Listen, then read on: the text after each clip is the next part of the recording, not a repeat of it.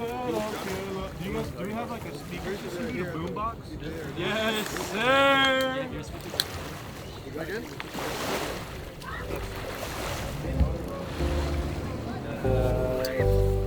Yes, sweaty.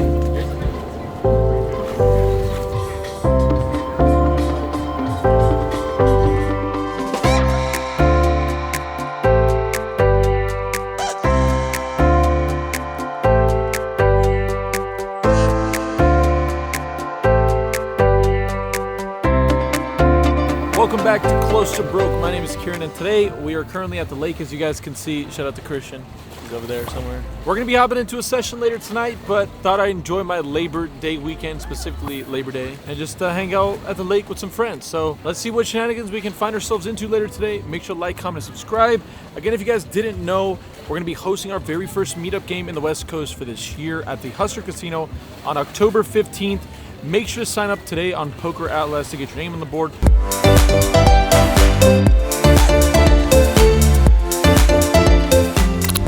Well, since you guys last saw me, I was on the beach on a Monday, Labor Day, enjoying myself with my friends. Today, it's still Monday, but it's been a week since that video. Well, anyways, we've already had a long enough intro.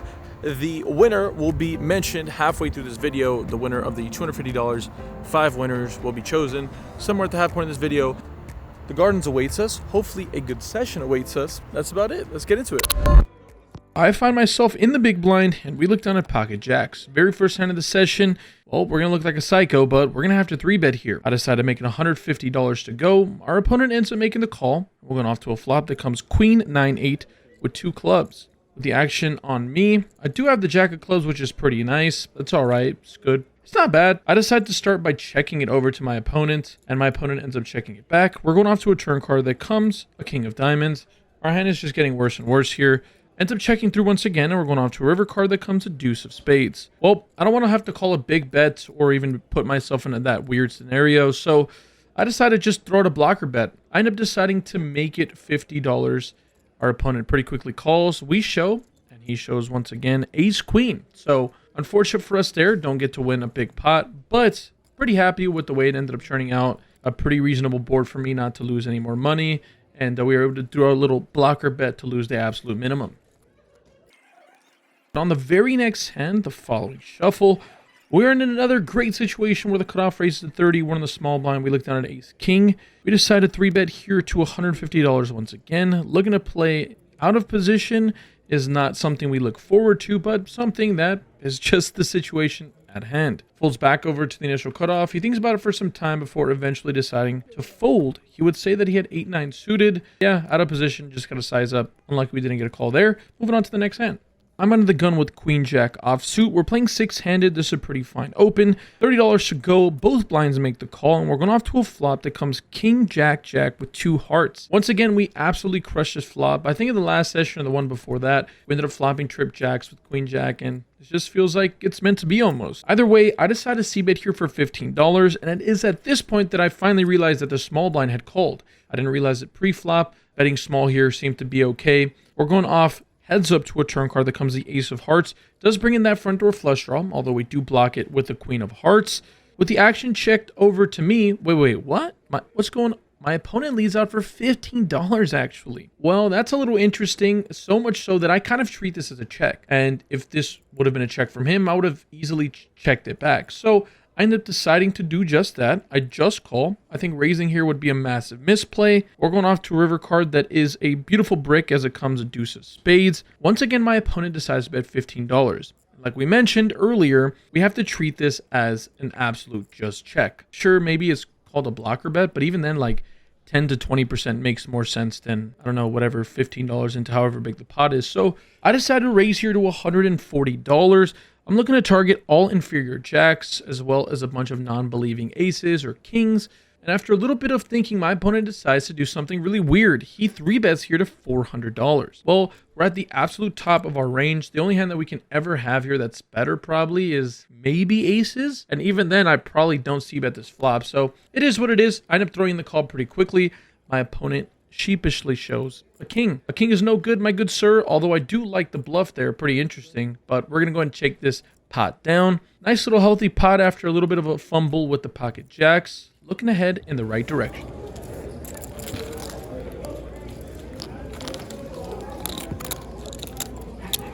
Well, the first time around we had ace king, the pot couldn't get big, but maybe this time around it's a little different. I decided to raise from early position here, 5-handed with ace king to $30. Both blinds call once again, and we're going off to a flop that is pretty disgusting as it comes jack 10 9, 2 clubs. Saving grace here is that we do have a club. The sad reality of the moment is that this is just a board that's not great for me.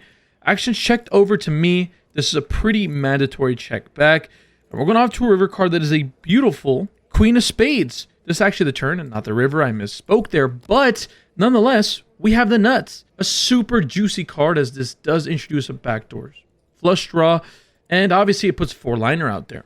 With the action checked over to the big blind, he decides to bet $65, going a little bit big here, going 2/3. The action's on me here, so I end up making the call, allowing maybe the small blind to get carried away. Unfortunately, he doesn't. We're going heads up to a river card that is a 10 of clubs.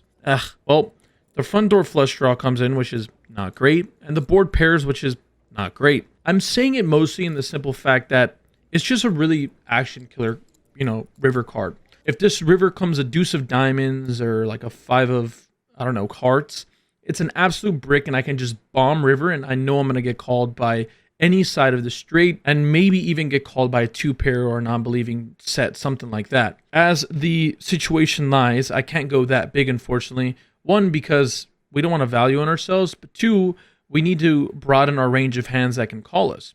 I make it $125 to go. We're looking to target all 2 pairs, all trips here, all random sides of the straight.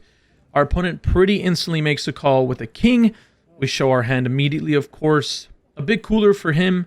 Unfortunately, that is just running into it. The other big part is that kind of got lucky. The river doesn't come a pretty crappy card like that. I'm just bombing massive, and I just probably never going to get away from it. So either way, we're going to go ahead and take this pot in our direction. And a really quick session. We're barely maybe half an hour, 45 minutes into the session. And because we're short-handed, these hands are flying. In this following hand, the action folds to the small blind. We're playing 5-handed still, as everybody's getting poached and going into the main game. Not very many of us left in this secondary game. They're the must move. Like I said, the small blind who's Saya, like I said, a cash game regular here from Los Angeles, she makes it $30 to go. I'm in the big blind and I look down at pocket 7s and I make the call. I think there's an error here. I think there's definitely some value being missed if I don't 3-bet. Either way, we're going off to a flop that comes 8-6-3 rainbow. With the action starting off on her, she bets $35 for a C-bet. Never folding here. I call. The turn card comes a queen of hearts. Introducing a backdoor flush draw with the action on our opponent.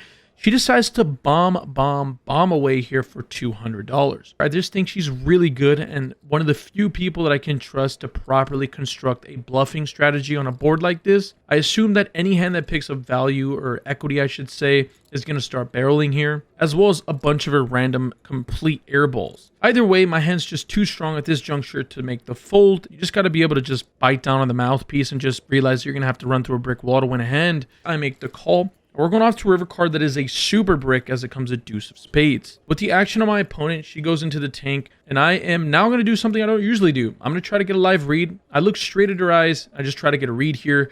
I'm just going to allow the moment to kind of unfold in front of me. Maybe this is intimidating. It's just not something that I'm even comfortable with, but I'm just trying to add to my game a little bit. After a bit of thinking, my opponent decides to make the check here, waving the white flag is what it looks like. Again, I don't think I need to turn my hand into a bluff. I have a bunch of showdown value, and I'm going to be good here a ton of the time. I check it back, and our opponent sheepishly says she has king high.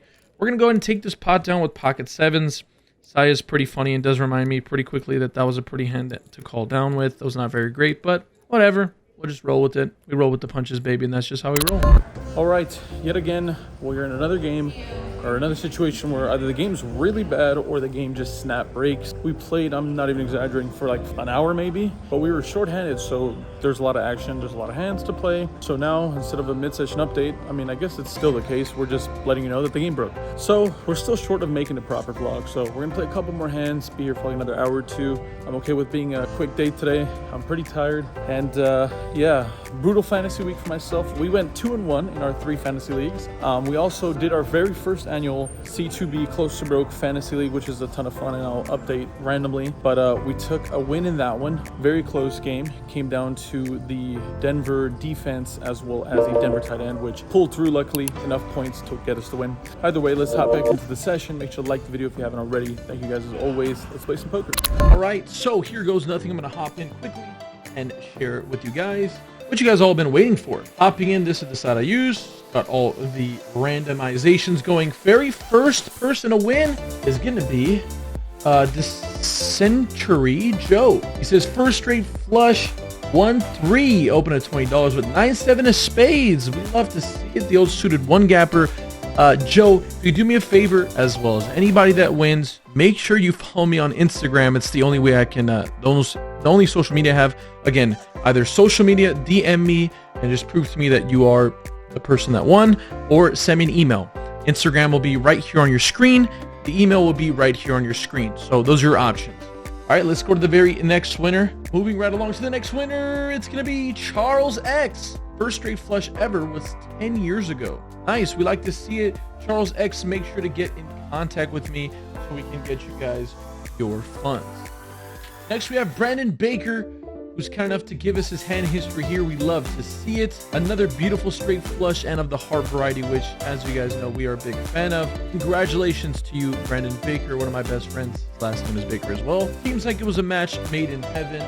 Otherwise, moving on to the fourth of the 5 winners. Again, if you guys happen to win, and make sure to contact me. Remember, Instagram or the email. Moving on to John Christopher. Hit a straight flush with 9-8 of clubs versus 10-7 of spades. Interesting. Oh, the old 2 pair there. We love to see it. Wait, is that a bow? Oh, no. Wow, that's a bad beat. All right, John Christopher, thank you so much for commenting. Got your information here on the side. Move on to the last winner. Drumroll, please. Den Fed Hemp.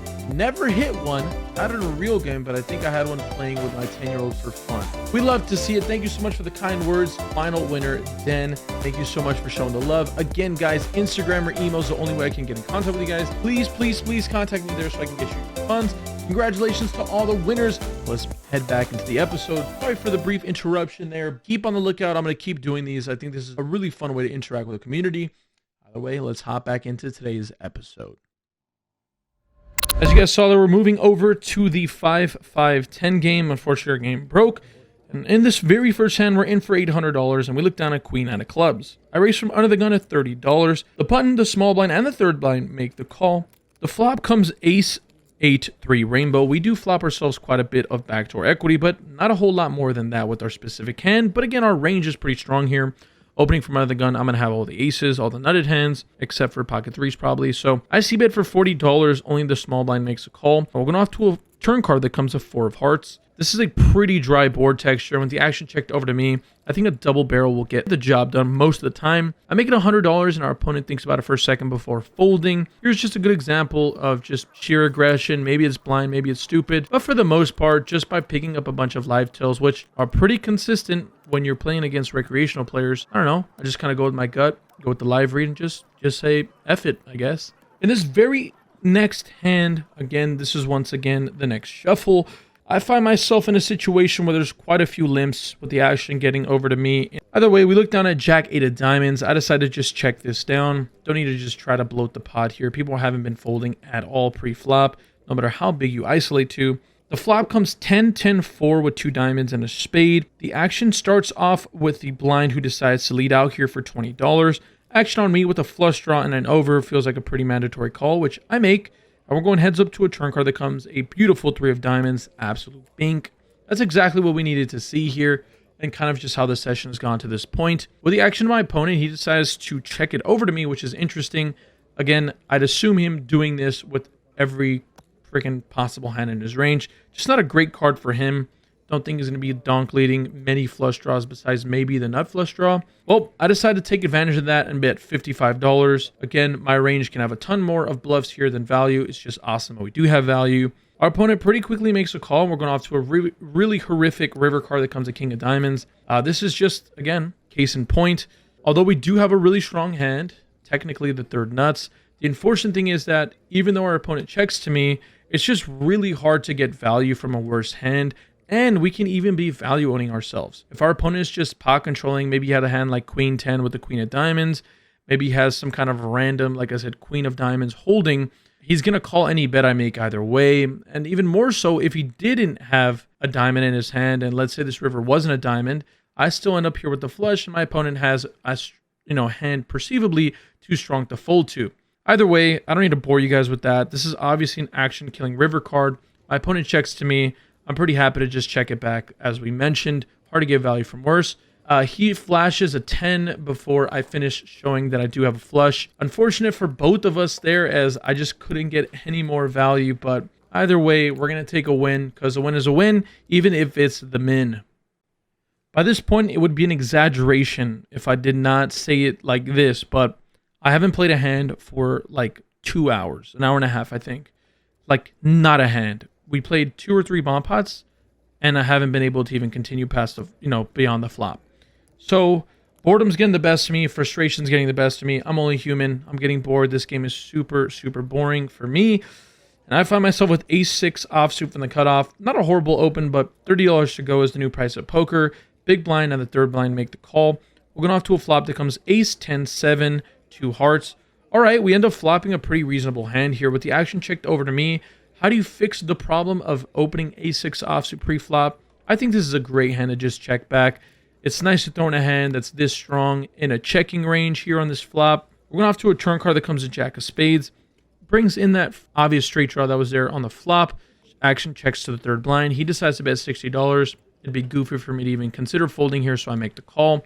And out of nowhere, the big blind decides to raise here to $200. With the action on the third blind, he ends up making the call. Of course, at this point, it'd be goofy for me to continue in the hand, so I make the fold here. At least we didn't get carried away and lose a bunch of money in a stupid spot, but I don't want to let you guys go here. I'm going to take us to the river. That comes at 10 of clubs. A pretty juicy river card. A bunch of boats now come in. And there's a lot of value to be had. With our opponent checking over to the third blind, he decides to bet here for $150. Alarm bells must be going off on this gentleman's head that's in the big blind. He's not happy about it. I'm not happy about it, but he's going to have to make the call here. Pretty quickly, the third blind ends up showing jack 10 here. So he ended up turning 2 pair and rivering the boat. His hand just got better and better. Something that, unfortunately for us, we've been getting better and better to a fault here. And in his case, he ends up getting max value from the blind. Unfortunately for our friend here, he's not going to win any more money as he gets showed the goods there. But happy that at least with the horrible hand that I played, I was able to get away without losing too much. The session's coming to a close, and so is whatever's left of my patience. I'm trying to put a vlog together, and it's just really frustrating when I've been card dead for a lot of time.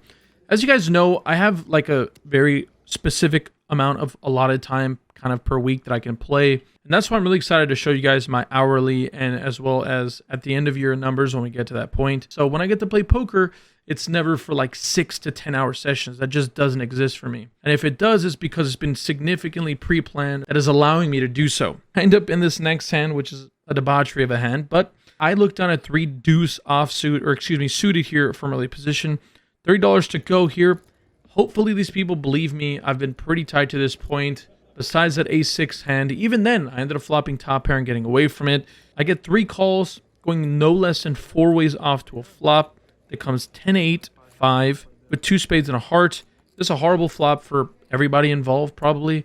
At least everybody that's named Kieran, which is me. Everybody else probably crushed his board. With the action checking through here, which is a little bit of a surprise, the turn card comes at deuce of hearts. This brings a backdoor flush draw to accompany the spade draw that is available there on the flop. With the action checked over to the blind member here, he decides to throw out a bet of $50. Well, why not compound on bad play by making more bad plays? I end up making the call here. The action's on the button. He thinks about it for quite some time and just calls. We're going off to river card that comes a 10 of hearts. So not a really bad river, actually. Sure, it brings in that backdoor flush draw, which again, maybe the button or the blind have, but there's a little bit of a pro here as it's less likely for somebody to have top pair, and we end up here with the old bottom pair. With the action checked over to the button here, he decides to take the bait, hopefully, and bet $75. The big blind decides to think about it for some time before eventually deciding on a fold here.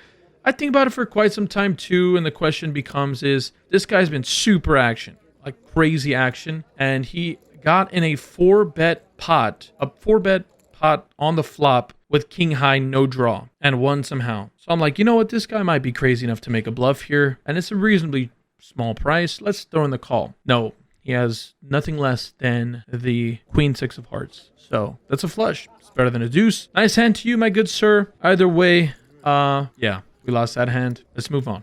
Moving on to the last hand of the session, we looked down at queen 10 offsuit from early position. Not a great hand, but I end up opening it to $30. We get 4 callers with the action now on the third blind. This is a really great spot to squeeze, which he does. He makes it $210. The weird thing is that we're playing like 700 effective. That's all I have in my stack currently. And after quite a bit of thinking, I realized that my opponent's just good enough to not have only aces and kings here from the big blind. So I decided to do something pretty ridiculous, maybe very punty. I'm just very inspired by the initial opening week of football, as I know a lot of you guys are as well. I wish that this would perfectly segue into a sponsored segment by DraftKings or something like that, but it's not. This is not a sponsored segment. This is all of my own money that's being punted into the middle. I end up 4-bet jamming here for about $700, $670 or $675. Actually ends up folding all the way to the initial squeezer, who decides on making a pretty easy call, it seems like. The flop runs out 9 high, if I'm not mistaken. Turn comes an ace. Our opponent pretty quickly shows ace-king here, so surprisingly, our punt was only a 40 to 60 dog there. Not horrible, but it is horrible. Let's not joke ourselves. Either way, it is what it is. I'd love to talk to you guys more about it in person at the end of the session, so let's start over to me now and see how the hell we feel after that.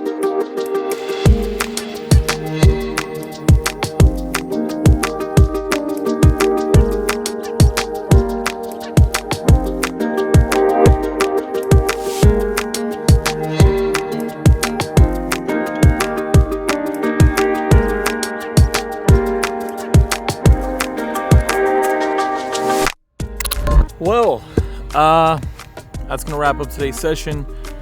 As you guys saw there, boredom, just pretty much sheer boredom and frustration got the best of me towards the end of the session. As you guys saw there, it was a tale of like 2 total different sessions. We were pretty locked in for the initial game, which is the 5-10 game. Playing bigger, so obviously I want to care a little more, try a little harder, and yeah, it went pretty well. I think we're finding and reading situations really well. Switch over to that 5-5-10 game, and we were just car dead. I know we talked about playing for like another hour. We ended up being here for another 2.5 hours, and I was car dead for, I don't know what it is about the gardens. I just go car dead. And as opposed to leaving, which I almost did, the 3 deuce hand and then the queen 10 hand, which are the last 2 hands of the session you guys saw. Those were 2 hands that I looked at my stack. I was dead even on the second session, and I was like, oh, I want to leave so bad. I'm bored as hell, but I was like, hey, you know, we still got to wrap up. We still got to make a vlog out of this thing.